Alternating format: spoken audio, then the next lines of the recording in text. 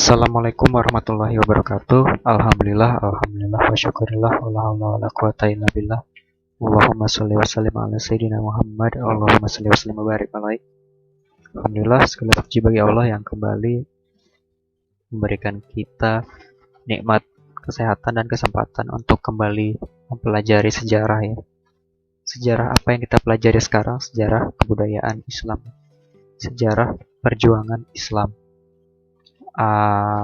Kita sebagai orang Islam ya harus tahu tuh sejarah Islam ya, jangan hanya taunya sejarah artis terkenal ya, biografi artis terkenal, kehidupan artis-artis idola ya. Kita sebagai orang Islam wajib mengetahui ya Rasulullah ya, perjuangan Rasulullah dan para sahabat memperjuangkan Islam. Oke. Dan salawat salam selalu kita curahkan kepada uswatun hasanah kita, yaitu Rasulullah Muhammad Sallallahu Alaihi Wasallam. Allahumma sholli wa sallim wa barik alaihi. Semoga kita semua selalu mendapatkan syafaat dari beliau ya. Amin ya rabbal alamin. Oke, sebelum belajar marilah kita membaca basmalah. Bismillahirrahmanirrahim. Oke, sekarang kita masuk ke bab 3A. Ini sama seperti akidah dan akhlak ya. Kita sudah di bab 1 mempelajari tentang ketabahan Rasulullah dalam berdakwah. Itu harus kita contoh ya, harus kita amalkan. Jangan hanya tahu saja, tapi harus diamalkan.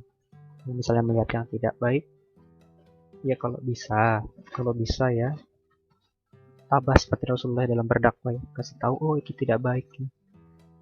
Jangan hanya didiamkan. Kalau ada teman-temannya yang melakukan hal yang tidak baik, diingatkan, didakwahi. Jangan kita diamkan apalagi diikuti. Karena kita sudah belajar ketabahan Rasulullah dalam berdakwah. Ditentang sama kafir Quraisy, beliau tidak ngikut ya, malah tetap tabah dalam berdakwah ya, tetap menyampaikan. Karena Rasulullah juga bersifat tablik ya, menyampaikan kebenaran, tidak disembunyikan. Lalu di bab kedua kita sudah mempelajari kepribadian Rasulullah. Kita sudah tahu apa aja sih tugasnya Rasulullah ya. Lalu apa aja sih sifatnya Rasulullah, kita sudah tahu. Harapan Bapak jangan cuma tahu ya, tapi dicontoh. Rasulullah itu amanah ya, bisa dipercaya. Kita contoh ya, kita jadilah orang yang bisa dipercaya. Rasulullah itu sidik, benar. Jadilah orang yang benar, jangan jadi orang yang salah ya. Lalu apalagi? Rasulullah itu fatonah, cerdas. Jadilah orang yang cerdas. Harus kita amalkan. Rasulullah itu apalagi tablik, menyampaikan. Jadilah orang yang menyampaikan. Kalau ada kebenaran disampaikan, jangan disimpan sendiri ya. Oke. Kita masuk bab 3, peristiwa hijrah ke Habasyah. Peristiwa hijrah ke Habasyah ini berhubungan dengan bab 1 ya. Bab 1 kan apa sih, Rasulullah itu ditentang oleh kafir Quraisy ketika menyampaikan dakwahnya di kota Makkah ya. Sampai sahabat pada zaman itu gak cuma ditentang ya, gak cuma dibujuk, tapi juga siksa ya, sampai disiksa. Nah, maka dari itulah terjadi yang namanya hijrah. Hijrah itu apa sih? Coba dibuka di bukunya, buku salamnya halaman 125. Nah, di situ ada hijrah adalah pindah dari satu tempat ke tempat lain. Ya, hijrah itu artinya berpindah dari satu tempat ke tempat lain. Oke, sambil dilihat di bukunya, Habasyah adalah negeri yang terletak di utara benua Afrika yang kini dikenal sebagai wilayah Ethiopia. Pada masa itu, negeri tersebut dipimpin oleh seorang raja Nasrani yang sangat baik, adil, dan bijaksana kepada siapapun. Raja tersebut bernama Najasyi atau Negus. Ini ilustrasinya yang ada di filmnya ini. Oke. Nah, Raja Najasyi ini adalah pengikut Nabi Isa ya, Nabi Isa alaihissalam. Beliau adalah ahli kitab ya, ahli kitab. Kitab apa? Kitab Injil ya, karena Al-Quran belum sampai ke negara ini. Jadi beliau adalah ahli kitab Injil, pengikut Nabi Isa. Nah, beliau disebut orang Nasrani gitu kan ya. Lalu hijrah ke Habasyah merupakan hijrah yang pertama kali dilakukan kaum muslimin pada tahun ke-7 sebelum Hijriah, sekitar tahun 605 Masehi atau tahun ke-5 setelah kenabian. Alasannya dipilih negeri Habasyah sebagai tujuan hijrah karena Raja Habasyah dikenal adil dan bijaksana. Apalagi Nabi Muhammad SAW memiliki hubungan baik meski keduanya berbeda agama pada saat itu. Nabi Muhammad SAW memerintahkan kaum muslimin untuk hijrah ke Habasyah, disuruh hijrah ke Habasyah karena rajanya dikenal baik. Ya. Oke, tujuan Nabi Muhammad SAW ke Habasyah adalah Nabi Muhammad SAW merasa prihatin terhadap umatnya yang selalu ditekan, dianiaya, dan disiksa oleh kafir Quraisy. Ya. Oke, peristiwa hijrah ke Habasyah ini terjadi dalam 2 tahap. Oke, jadi hijrah ini kenapa? Kenapa sih para sahabat disuruh Nabi Muhammad, disuruh Rasulullah pindah aja, jangan di Mekah? Kenapa? Ya karena ditekan tadi ya. Kita kan sudah belajar di bab 1. Apa aja sih tekanan-tekanan yang dapat, misalnya si Ammar bin Yasir ya. Ammar terus menerus disiksa sehingga tanpa sadar dia mengikuti ucapan kaum musyrik. Ketika sadar Ammar langsung menangis karena menyesal. Nah ini keluarga yang pertama kali masuk Islam ya. Mungkin Bapak flashback sedikit. Ini bapak dan ibunya dibunuh ya di depan matanya sendiri. Ya dibunuhnya enggak dibunuh aja ya. Masih mending dibunuh pakai racun, ditusuk pisau itu masih mending. Ini dibunuh dengan keji ya, dengan kejam, dengan semena-mena. Bahkan bapak sendiri tidak ingin menceritakannya di sini ya, karena terlalu kejam gitu. Mungkin kalian bisa cari sendiri di internet keluarga Ammar ya. Nah, kenapa bapak dan ibunya dibunuh? Karena dia sama ya, disuruh menolak Nabi Muhammad, tapi nggak mau. Allah itu tiada Tuhan selain Allah. Dan Nabi Muhammad adalah Rasul dan utusan Allah. Gara-gara ngomong gitu aja, nggak mau nolak itu, bapak dan ibunya, ayah dan ibunya dibunuh ya. Dibunuh dengan keji. Bapak ulang ini dibunuh dengan keji di depan mata sendiri. Gimana rasanya ya? Kalau bapak sendiri melihat orang tua bapak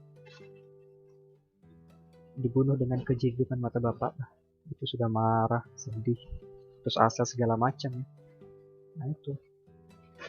Ini Ammar ya. Nah ketika di giliran Ammar disuruh, ini sudah gimana ya, sudah fisik dan mentalnya sudah sangat tersiksa ya, sedih banget. Nah ketika disuruh tidak mau, saya tidak beriman kepada Muhammad dan Tuhannya ya. Apa sih? Nah ini apa katanya? Tanpa sadar dia mengikuti ucapan kaum musyrik ya. Ketika sadar Ammar langsung menangis karena menyesal. Ketika itu, ketika pulangnya, dia langsung bertanya Rasulullah. Ya Rasulullah, apakah saya berdosa ya? Ya nggak apa-apa, kata Rasulullah. Asal hatimu tetap beriman kepada Allah dan Rasulnya. Lalu juga sudah Bapak ceritakan di bab 1, ini ilustrasi Bilal ya, mohon maaf. Bilal ini yang masih ingat ceritanya, budak yang disiksa gara-gara ya beriman kepada Allah dan Rasulnya. Disisanya nggak main-main ya, ditindih dengan batu yang besar, berat ya, nggak cuma berat, panas.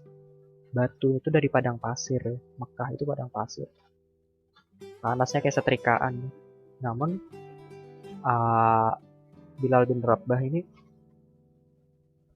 terus menerus mengucapkan ada yang masih ingat? Mengucapkan ahadun ahad, ya, ahad, Allah cuma satu ya. Allah cuma satu ya. Sampai-sampai yang nyiksanya lebih capek duluan daripada yang disiksa. Nah, maka itu Rasulullah menyuruh udah hijrah aja. Dan Rasulullah nyuruh tuh pun bukan atas dasar kehendak Rasulullah ya, itu perintah Allah ya. Gak mungkin Rasulullah nyuruh tanpa arahan Allah ya, itu arahan Allah. Nah, jadi ada 2 kali. Yang pertama, hijrah ke Habasyah pertama kali dilakukan pada tahun ke-5 kenabian Nabi Muhammad, yaitu tahun ke-605 Masehi. Pada saat itu Para sahabat yang hijrah terdiri dari 5 orang, 15 orang, 10 orang laki-laki dan 5 orang perempuan. Ada yang mengatakan 16 orang. Di antara mereka terdapat Utsman bin Affan bersama istrinya, radhiyallahu an, putri Nabi Muhammad. Abu Huzaifah radhiyallahu an. Ini bisa digarisbawahin. Yang penting-penting ya, siapa saja. Mungkin nanti ada soal siapa saja yang hijrah ke Habasyah pada periode pertama. Nah, ini kalian garis bawahin nama-namanya. Boleh pakai pulpen, pensil, atau stabilo ya. Atau siapa saja, kapan terjadi hijrah ya. Itu ada di halaman 125. Hijrah ke Habasyah yang pertama. Nah, dan hijrah ini ya, mereka berangkat secara sembunyi-sembunyi agar tidak dihalangi oleh kaum kafir Quraisy. Meskipun seperti itu, kaum kafir Quraisy mengetahui kaum muslimin melakukan hijrah ke Habasyah. Bahkan mereka mengutuskan Abdullah bin Rabi'ah bin Amr bin Ash untuk menghajat ke Habasyah agar menyerahkan kaum muslim kepada kafir Quraisy karena dianggap membuat agama yang bertentangan dengan kebiasaan nenek moyang mereka sebagai penyembah berhala. Nah, jadi hijrah ini bukan apa sih namanya, Bapak ceritakan ya. Hijrah ini gak simple gitu ya. Berpindahnya itu gak simple ya. Dulu tuh gak ada bis ya. Sekarang enak, ada bis, ada pesawat, di dalamnya ada AC. Sambil muter musik, sambil tiduran. Gak seenak itu ya. Dulu itu hijrah itu padang pasir ya. Padang pasir. Panas banget ya. Panasnya Samarinda ini gak ada apa-apanya. Panas banget, padang pasir, gak ada pohon, gak ada apa, gak ada tempat berlindung. Belum lagi ada badai pasir, belum lagi ada ular, belum lagi ada kalajengking. Maka dari itu harus buat persediaan yang baik ya. Air segala macam, makanan gitu. Karena padang pasirnya nggak sekilo 2 kilo, panjang banget ya, luas banget ya. Nah, terus nggak ada kendaraan, adanya unta. Itu pun umat Rasulullah kebanyakan dari kaum lemah dan miskin. Syukur-syukur punya unta, kalau nggak punya jalan kaki ya. Atau pakai keledai. Biasanya pakai keledai dipakai untuk bawa barang aja ya. Kalau yang miskin ya jalan kaki ya. Panas-panas jalan kaki di padang pasir. Bayangkan, hijrah itu bukan hal yang simpel pada masa itu. Nah, itu keputusan yang besar ya. Oke, dan pada hijrah pada masa itu dipimpin langsung oleh Utsman bin Affan. Jadi kalau ada pertanyaan siapa yang memimpin hijrah ke Habasyah periode pertama, yang pertama dipimpin oleh Utsman bin Affan. Gitu ya. Lalu, nah itu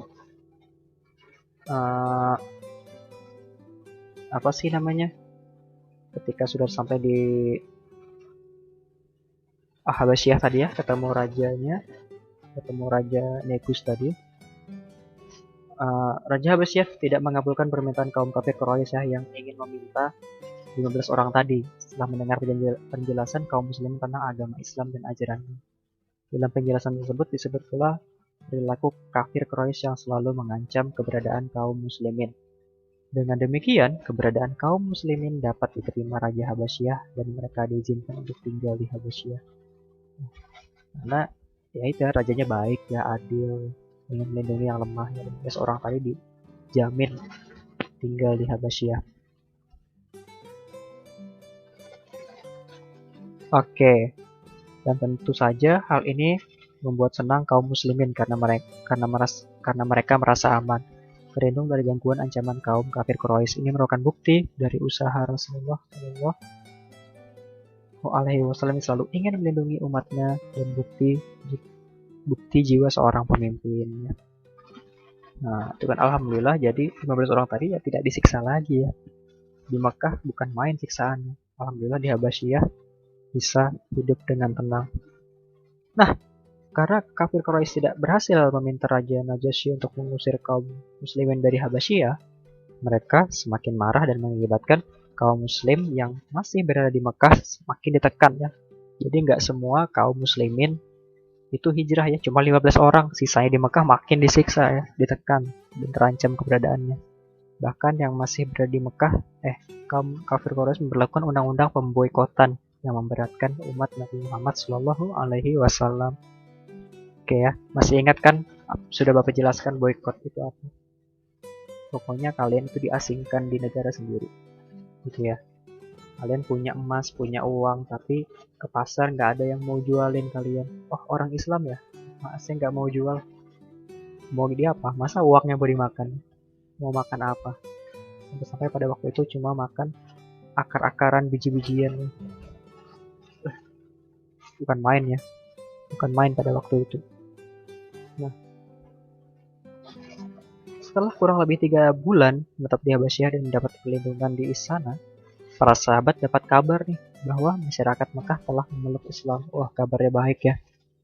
Di Mekah Islam semua sudah. Maka beberapa sahabat seperti Utsman bin Maz'un kembali ke Mekah.